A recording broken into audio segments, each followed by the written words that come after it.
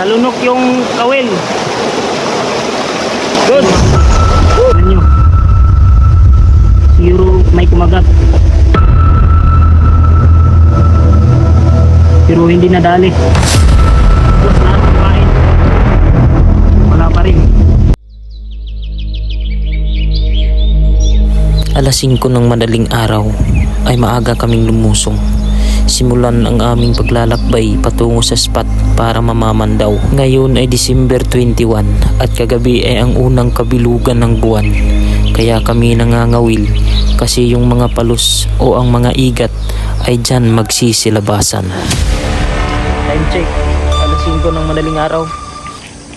Susubukan na namin papandawin yung aming taan.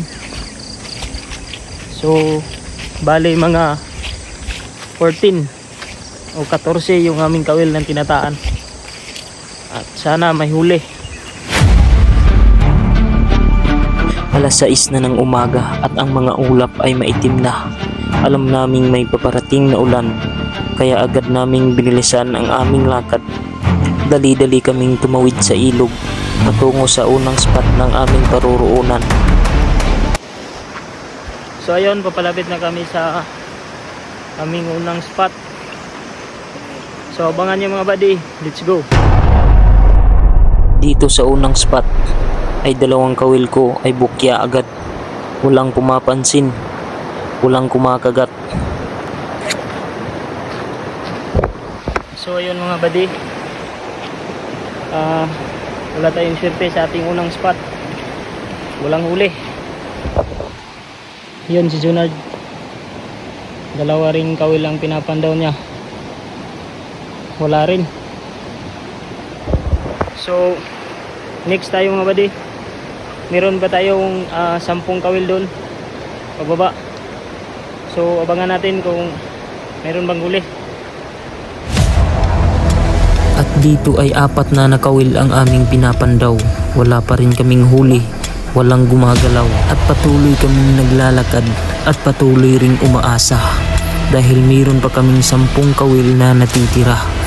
At dito ay hindi namin inaasahan dahil kami ay nakatsamba ng isa.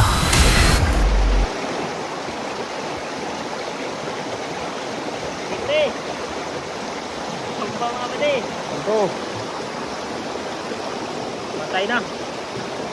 Nalunok yung kawil. Good. Woohoo.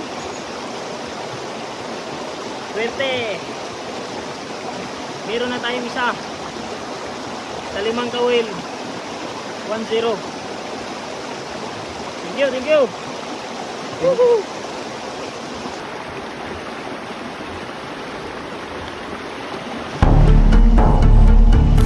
At dito ay nagmamadali kaming lumipat sa kabilang spot. Bitbit ng kasama ko ang aming unang huli. At dito kami ay nangangarap na mayroon pang isang buwinas. At sa hindi inaasahang pangyayari, sa sobrang excited ko, bigla akong nadulas.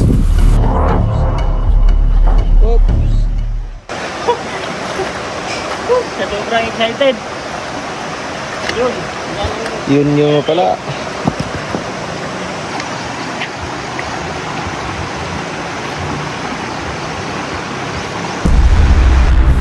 At dito ay akala naming may huli na naman kami. Nung hinata ko, ang tigas hatakin, ang tigas hilain. Akala naming may huli na naman, pero ayun, sumabit lang. Mabit sa sanga. Bukya. Sumabit. Walang huli. Dito kami may nakitang ahas kagabi mga buddy. Ditong banda. Muntik nang mapakan ni Junard. Ganto kahirap ang mga igat hunters. Buwis buhay. Kaya wag nyong basta-bastahin yung mga igat hunters. Tuloy pa rin ang laban.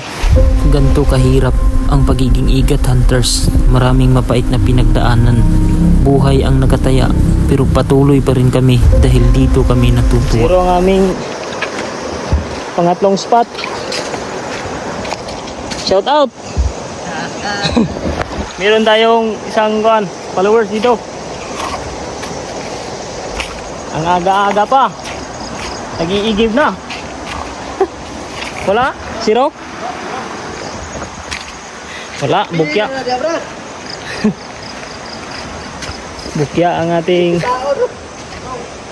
at ito ang ating dalawang kawil dito sa spot. Zero pa rin. Wala pa rin mga buddy.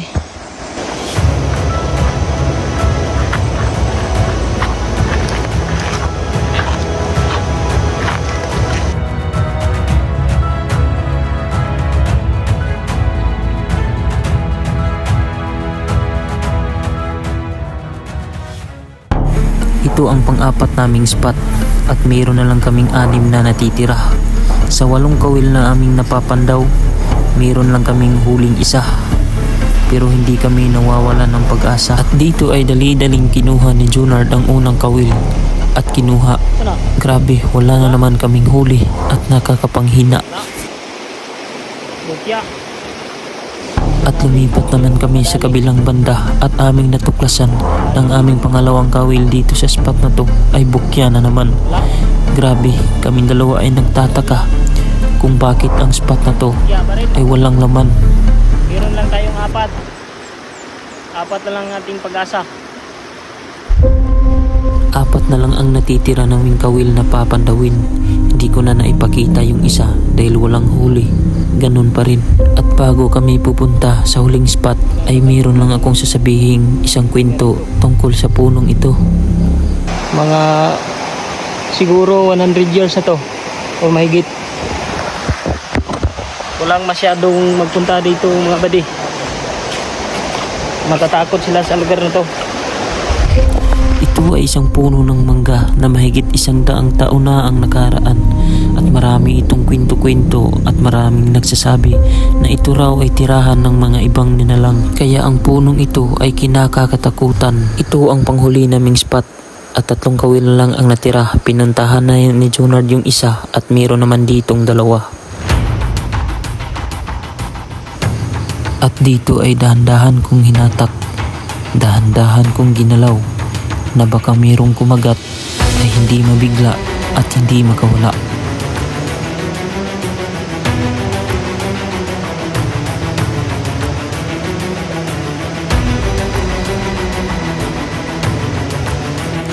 At ayun, nang itinaas ko ang aking kawil ay walang huli. Mayroon namang kumakagat pero hindi nadali. Napulupot ang aking lubid na para bang sinadyang natali at nawala na rin ang aking pain. Siguro ang igat o palos na to ay malaki. Kawil mga buddy. Tignan nyo. Siguro may kumagat. Pero hindi nadali. Ubos lahat ng pain. Wala pa rin. Si Junard na ang naghatak sa aming panghuling kawil sa aming panghuling spot. Ganun pa rin. Walang huli. Walang kumagat. Sa 14 na kawil, isa lang yung huli. So at least may isa. So ayun, natapos na ang aming pamamandaw at pauwi na rin kami. Salamat Panginoon. Salamat sa biyayang binigay mo dahil mayroon kaming isang huli. So ayun mga buddy, pauwi na kami. Salamat sa lahat ng nanonood at sumusuporta. So at least mayroon tayong isa. Hindi tayo bokya, hindi tayo zero. So abang-abang sa aming next video. Thank you.